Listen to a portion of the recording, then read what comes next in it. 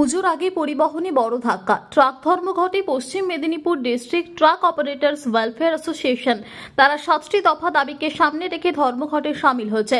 মূলত পশ্চিম বাংলা জুড়ে ওভারলোড বন্ধ করা, পরিবহনের ক্ষেত্রে পুলিশ ডাক পার্টি সিভিকদের অত্যাচার বন্ধ, যত্রতত্র অনলাইন কেস দেওয়া বন্ধ, রাতের অন্ধকারে টাকা নিয়ে ওভারলোডিং গাড়ি পাস করানো চলবে না, আন্তর্জাতিক ক্ষেত্রে ট্রাক ড্রাইভারদের উপর বাংলাদেশের লোকেদের অত্যাচার বন্ধ সহ মোট 7 দফা দাবি তারা তুলে ধরেন।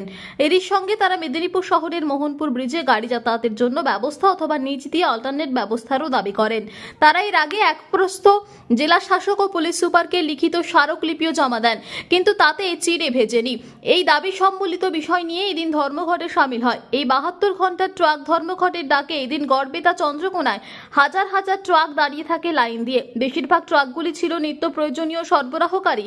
অন্যদিকে কেশিয়ারি, মোহনপুর, বেলদা, পিংলা, সবং, কেশপুর, দাসপুর, ঘাটাল সহ শালবনী এলাকায় ট্রাক দাঁড়িয়ে থাকে শয়ে শয়ে। সংগঠনের দাবি, গোটা জেলা জুড়ে তাদের প্রায় 4000 সদস্য রয়েছেন এবং ট্রাক রয়েছে প্রায় 10,000।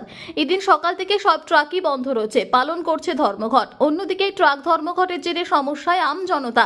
মাছ, মাংস, শাকসবজি তো বটেই, এছাড়াও জরুরি প্রয়োজনীয় জিনিসপত্র সরবরাহে পড়েছে ঘাটতি।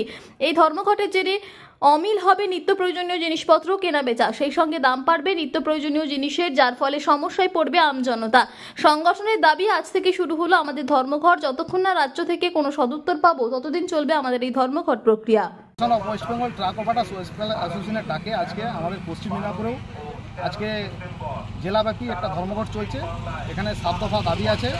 বিশেষত পুলিশি জুলুম, পরিবহন আধিকারিকদের যেভাবে অত্যাচার, রাস্তাতে এবং অফিসে দুর্নীতি, এর প্রতিবাদ, এবং আমাদের জেলার সর্বোপরি মোহনপুর ব্রিজ, যে ব্রিজটি 3 বছর ধরে অবরুদ্ধ আছে।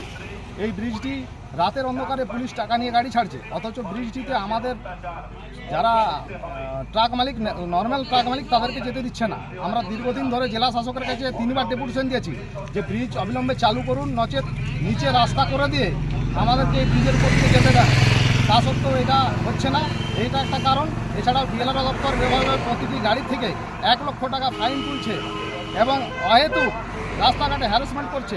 এগুলো আমাদের দাবি আছে। এবং বেসরকারি ওয়েবিজ সংস্থা 236 টাকা ওজন করার নামে একটা টাকা তুলছে। এটার আমরা তীব্র প্রতিবাদ জানাচ্ছি। আমাদের যেটা দাবি, যে প্রতি জেলা থেকে 236 টাকা করে যেভাবে টাকা তোলা হচ্ছে, এই টাকা ওজনের নাম করে তোলা যাবে না।